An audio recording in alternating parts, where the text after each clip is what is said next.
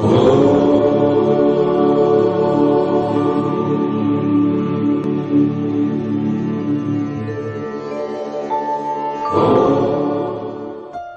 क्या आपने यह ब्रह्मांडीय ध्वनि सुना?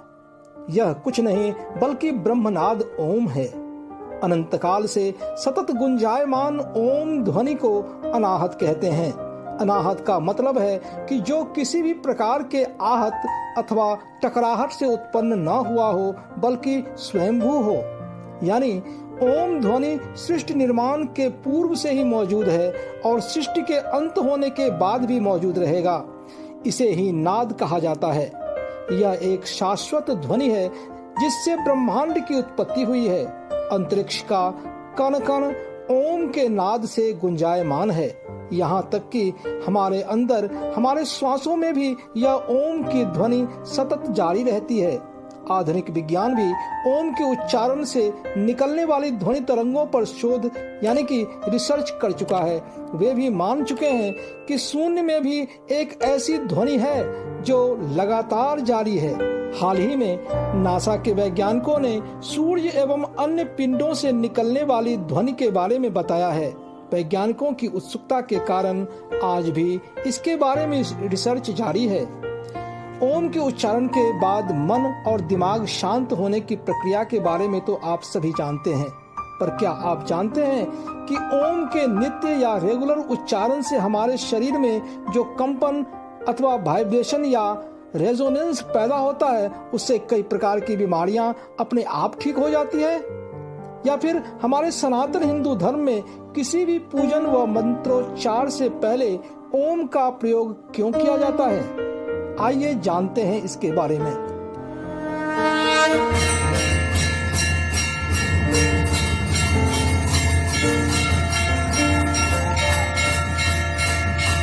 दोस्तों नमस्कार, मैं प्रदीप झा। मेरे इस दिव्य नॉलेज चैनल में आपका स्वागत है।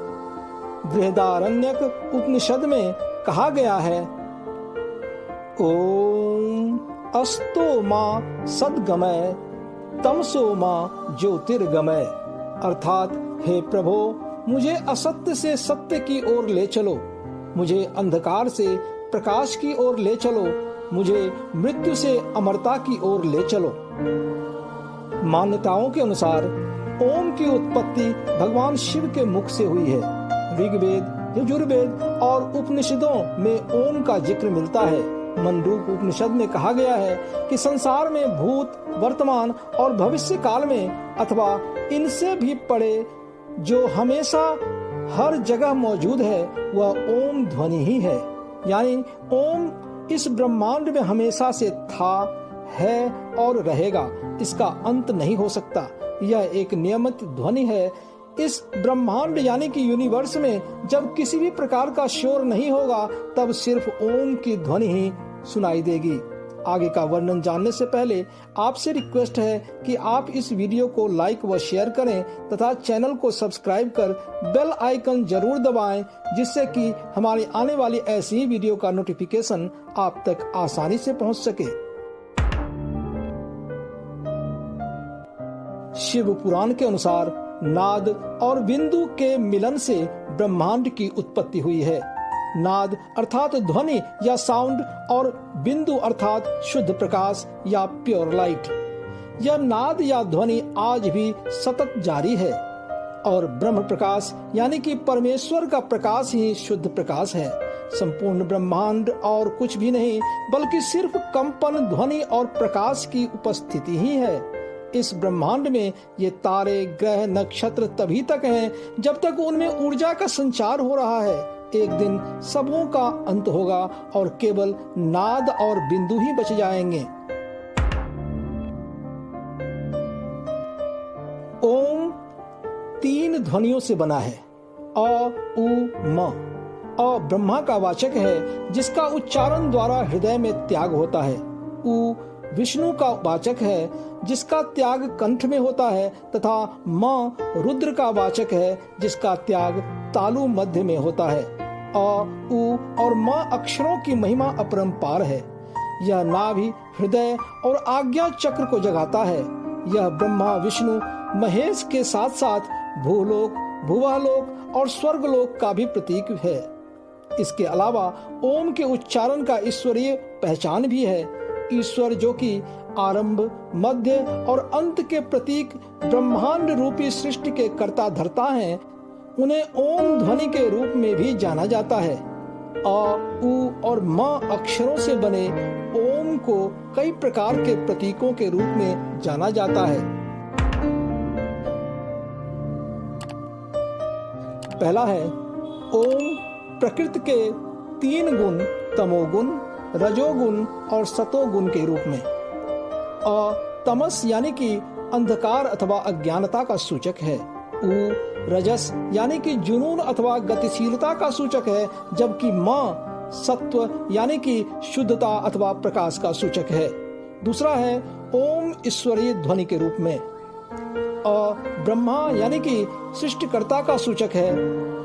विष्णु यानी कि पालनकर्ता का सूचक है और म शिव यानी कि संहारक का सूचक है। तीसरा है ओम मानसिक स्थिति के रूप में। जगे होने की स्थिति यानी कि एक्टिव होने से है। स्वप्न देखने की स्थिति यानी कि थिंकिंग माइंड के होने से है। म गहरी नींद यानी कि साउंड स्लीप की स्थिति होने से है। चौथा है ओम समय के रूप में। वर्तमान यानी कि प्रेजेंट का प्रतीक है। भूत यानी कि पास्ट का प्रतीक है और म भविष्य यानी कि फ्यूचर का प्रतीक है। पांचवा है ओम प्रणव मंत्र के रूप में। ओम ही एकमात्र ऐसा प्रणव मंत्र है जो आपको अनहद या मोक्ष की ओर ले जा सकता है। धर्मशास्त्रों के अनुसार मूल मंत्र या जाप तो मात्र ओम ही है। प्रणव ही महामंत्र और जप योग्य है। यह अनादि और अनंत है। यह निर्वाण, कैवल्य ज्ञान या मोक्ष की अवस्था का प्रतीक है। प्रणव मंत्र सांसारिक जीवन में प्रपंच, कलह और दुख दूर कर जीवन के अंतिम लक्ष्य यानी कि मोक्ष तक पहुंचा देता है।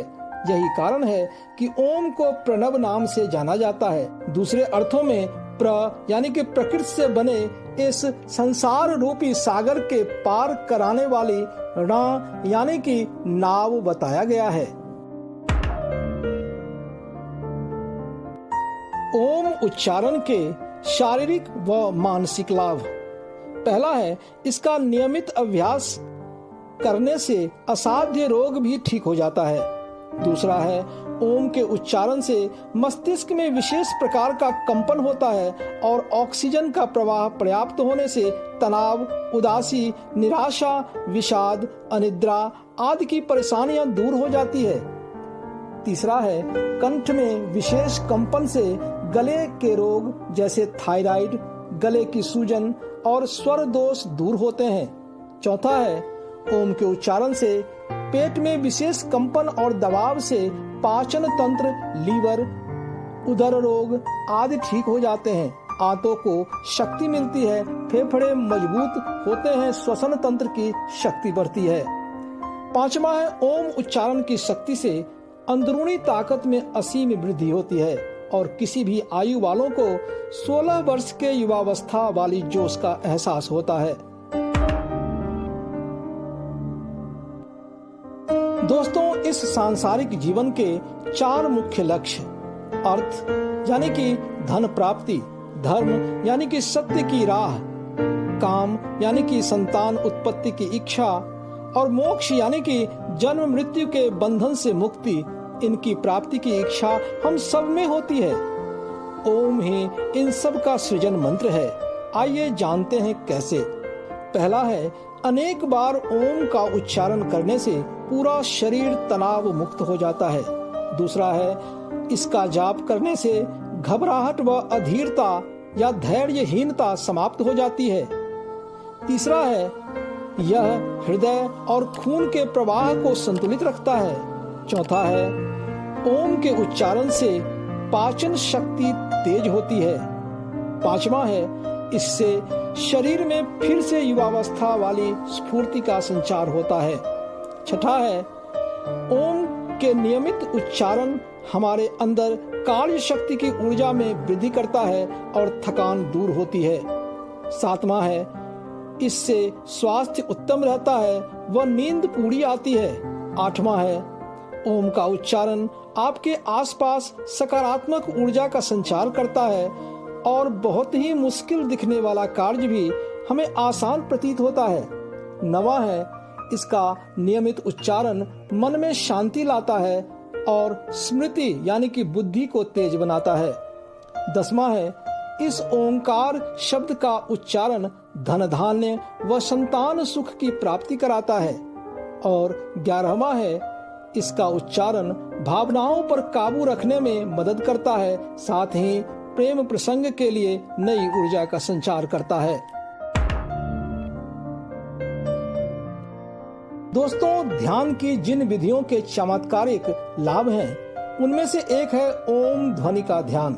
वैसे तो सभी ध्यान विधियों में प्राणायाम यानी सांस पर ध्यान केंद्रित करना होता है, लेकिन ओम ध्वनि ध्यान में प्राणायाम की गुणवत्ता और अधिक बढ़ जाती है। साधकों के लिए यह विधि अत्यंत उपयोगी है। इससे साधना में गहराई मिलती है, सातों चक्र सक्रिय होते हैं और कुंडलिनी शक्ति जागृत हो जाती है। इस ध्यान विधि का अभ्यास एक प्रकार का म्यूजिकल बाथ है, यानी कि हमारे आत्मा का स्नान। इससे आप दिन भर तरोताजा महसूस करेंगे।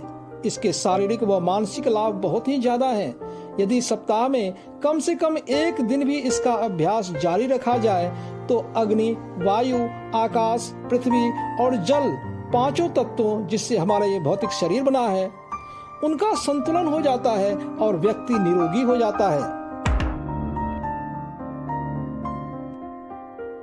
ओम का ध्यान लगाने से पहले सुखासन, वज्रासन, अर्ध पद्मासन या पद्मासन के मुद्रा में बैठें। रीढ़ व गर्दन बिल्कुल सीधी रखें। आंखें बंद, दोनों हाथ जोड़कर नमस्कार मुद्रा बनाकर हृदय के सामने रखें, परंतु हथेलियों के बीच थोड़ा सा स्वाभाविक अंतर बना रहे। अब धीमी गहरी लंबी सांस भरें और भीतर रोककर ओ की ध्वनि करें।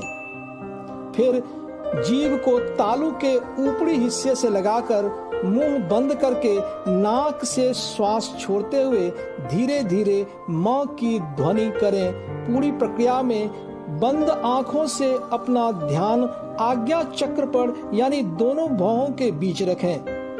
कुछ ही पलों में आपको ऊर्जा की सिहरन महसूस होगी।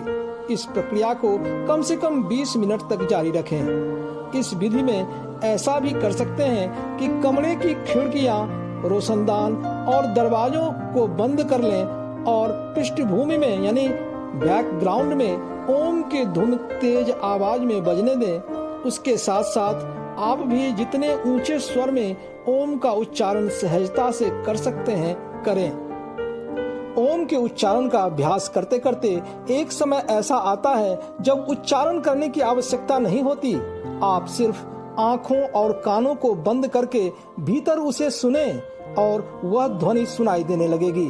फिर प्रारंभ में वह बहुत ही सूक्ष्म सुनाई देगी, फिर बढ़ती जाएगी। प्रारंभ में झिंगुर की आवाज जैसी, फिर धीरे धीरे जैसे बीन बज रही हो, फिर धीरे धीरे ढोल जैसी थाप सुनाई देने लग जाएगी, फिर वह ध्वनि शंख जैसी हो जाएगी और अंत में शुद्ध ब्रह्मांडीय ध्वनि हो जाएगी। इस प्रकार से आप ओम का उच्चारण कर उसका पूरा लाभ उठा सकते हैं। दोस्तों, कई शास्त्रों में ओम का महत्व बताया गया है। भागवत गीता में कहा गया है कि जो व्यक्ति ओम का उच्चारण करते हुए अपने शरीर का त्याग करता है वह परम गति को प्राप्त होता है। जैन धर्म में अरिहंत, सिद्ध, आचार्य, उपाध्याय और मुनियों को पंच परमेष्ठी माना गया है। इनके शुरुआती अक्षरों को मिलाया जाए तो ओम की ध्वनि निकलती है। सिख धर्म के संस्थापक गुरु नानक देव जी ने कहा था कि एक ओंकार सतनाम अर्थात एक ओंकार ही अटल सत्य है। हमारे द्वारा बोले जाने वाली सभी शब्दों की एक सीमा होती है, परंतु ओम की कोई सीमा नहीं होती है, यह असीमित है। बौद्ध धर्म में ओम मणि पद्मे हूम का मंत्र काफी महत्व रखता है। विद्वानों के अनुसार इस मंत्र का अर्थ है ओम वो मणि है जो कमल पर विराजमान है। दोस्तों, मैं प्रदीप झा आपसे वादा करता हूं कि भारतीय सनातन संस्कृति की अनुपम व अनमोल खजाने को मैं आप तक इसी प्रकार से पहुंचाता रहूंगा, जिसके बारे में जानकर और उसे अपने जीवन शैली का हिस्सा बनाकर निश्चय ही आप इसका लाभ उठा सकते हैं। हमारे आने वाले वीडियो में इसी प्रकार से भारतीय सांस्कृतिक विरासत के बारे में जानने के लिए मेरे इस दिव्य नॉलेज चैनल को सब्सक्राइब कर बेल आइकन जरूर दबाएं। गर्व से कहो, हम हिंदू हैं। जय हिंद, जय जय सिया राम।